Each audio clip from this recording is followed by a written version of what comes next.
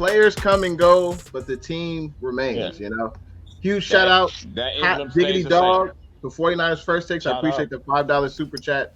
First take says, "Hello, fellas. Hope everyone is good. Let's remember getting a draft haul for Debo guarantees nothing, especially if you flip it for a wide receiver pick." Now, before Lynch and Shanahan, we couldn't draft a wide receiver to save our life. I Yeah. mean, the last Correct. Pro Bowl wide receiver was Terrell Owens. I think Well, Crabtree was good. I Crabtree was, don't think he yeah. ever made a Pro Bowl with the Niners, but I think Crabtree's pretty much the best wide receiver we drafted. After To and before Shanahan and Lynch. So it's been a while, but Shanahan and Lynch have hit on Debo. They've hit on IU. I didn't ask you guys this before, so this question just came up out of the blue. But do you trust, Lynch to draft a wide receiver? Especially if we get the number 10 pick. Let's say, for example, it's the Jets. We get the Jets 10th pick. Do you trust this franchise to draft a wide receiver in the first round? They've had recent success. If I may answer, the answer is right in front of us. Yeah. Why are we even talking like this right now? Because somebody wants Debo. Everybody wants Debo. All 31 teams wanted to trade for Debo. Debo was taken by this regime in the second round.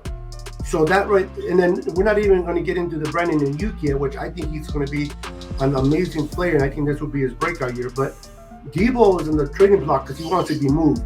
But teams are giving us a 10 for him when he was drafted in the second round.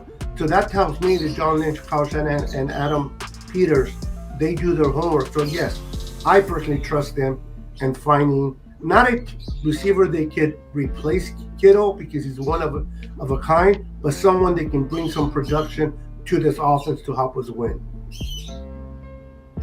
What say you, Lawrence? I think it's a toss-up. I think they can. A lot of mock drafts have, maybe if we get up into the first round with the 10th pick, maybe Treylon Burks. But now we're starting to talk of us using not only a wide receiver, pick in this draft, but we have two stud wide receivers technically right now, but like the number 10 pick maybe on a wide receiver. So I think it's possible. I really just think it depends upon what Kyle looks for, whether he's looking to outright replace Debo or whether he's looking to have someone who can do the same thing, like they're saying Treylon Burks. But Treylon Burks is 6'3", so I think I think it's going to be tough to land someone who immediately can give us 1,400 yards receiving among everything else that he does. But I do think that we're going to attempt to try to do it. That's probably the best I can say. But to toss that whether or not it's going to be effective.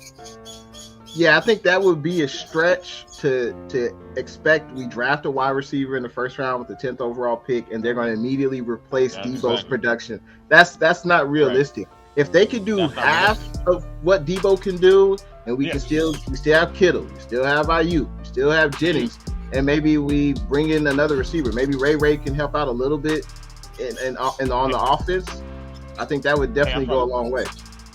Look for a tight end in the draft. So that's what I was thinking. There's a guy that's been mocked to us out of UCLA.